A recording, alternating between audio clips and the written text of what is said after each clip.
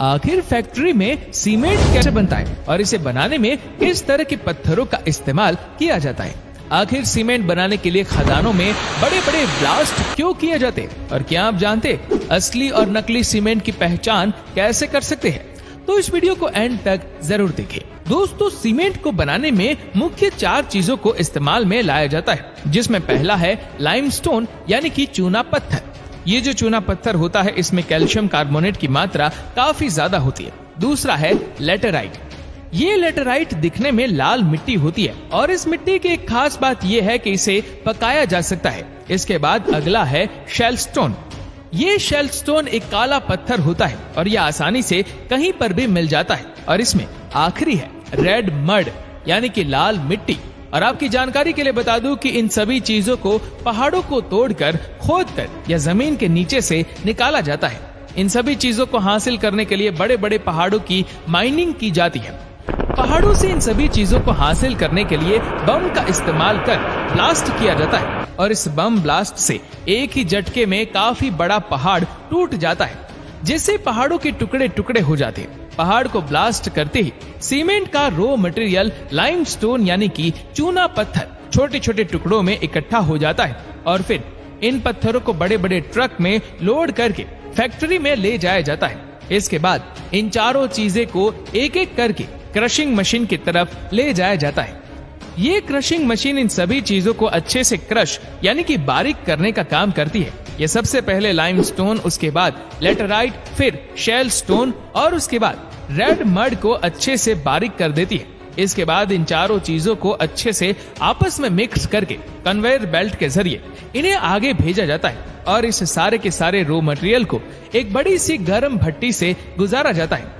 दोस्तों, ये जो सीमेंट की भट्टी होती है ये बड़े बड़े लोहे के पाइप जिन्हें नालों में डाला जाता है उसके जैसे होती है और ये लोहे की घुमावदार भट्टी बेहद मजबूत होती है और इस भट्टी का टेम्परेचर 1400 डिग्री से लेकर 1600 डिग्री तक होता है। जब इस भट्टी में यह रॉ मटेरियल अच्छे से पक जाता है तो वो बिल्कुल गर्म लोहे के जैसा लगता है और इस प्रोसेस को इस वजह से किया जाता है ताकि इसके रासायनिक बंधन टूट जाए और फिर से इसके अंदर एक नया कंपाउंड पैदा हो जाए और जिससे इसके अंदर एक ईंट को दूसरी ईंट से चिपकाने की ताकत पैदा हो जाती है।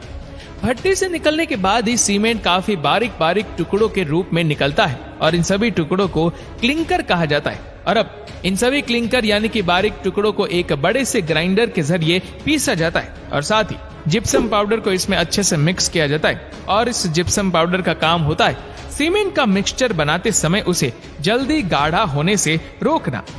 बता दूं कि अगर किसी सीमेंट में जिप्सम पाउडर की मात्रा कम होती है या फिर उसमें जिप्सम पाउडर नहीं मिलाया जाता है तो सीमेंट का मिक्सचर जल्दी गाढ़ा होकर खराब हो जाता है। दोस्तों, अब यह सीमेंट बनकर तैयार हो चुका है और अब की जाती है इसकी पैकिंग।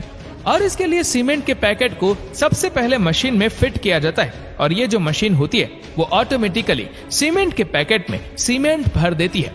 चलिए अब जान लेते हैं कि असली और नकली सीमेंट को कैसे पहचानें। दोस्तों, जब भी आप सीमेंट को किसी भी मौसम में अपने हाथ से पकड़ेंगे तो वो ठंडा होना चाहिए। अगर सीमेंट में आपको थोड़ी सी भी गर्माहट महसूस होती है तो समझ लीजिए कि वो सीमेंट नकली है।